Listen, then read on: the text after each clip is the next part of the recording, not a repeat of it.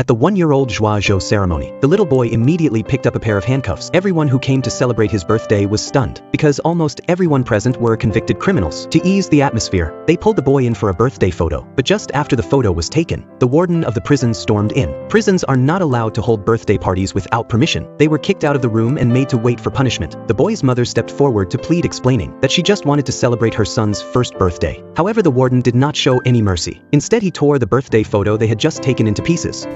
왜 열받아? 그러니까 더러운 꼴 안 보려면 죄를 짓지 말았어야지. 안 그래? The warden's words left her speechless and filled her with guilt. In fact, she had ended up in prison due to a crime, which also meant her son had to live in a prison cell. A year and a half ago, Zhen Hui, who was pregnant, was beaten by her husband at home. During her resistance, she accidentally caused his death. Afterward, she was sentenced to 10 years in prison and gave birth to her child while incarcerated. According to South Korean law, if a female inmate gives birth in prison, she can keep her child in the prison for up to a year and a half. During this time, her son Mingyu became the prison's little joy. Zhen Hui slowly made friends in prison, though there were many restrictions in prison life. With her son's company, Zhen Hui still found life to be warm enough. One day, a new inmate arrived in Zhen Hui's room. After entering, the new inmate sat down on her own. The roommates decided to give her a hard time. Just as they were about to fight, Mingyu walked over and tried to hug the pretty lady. However, the new inmate pushed Mingyu down. When Zhen Hui questioned her, she was very harsh.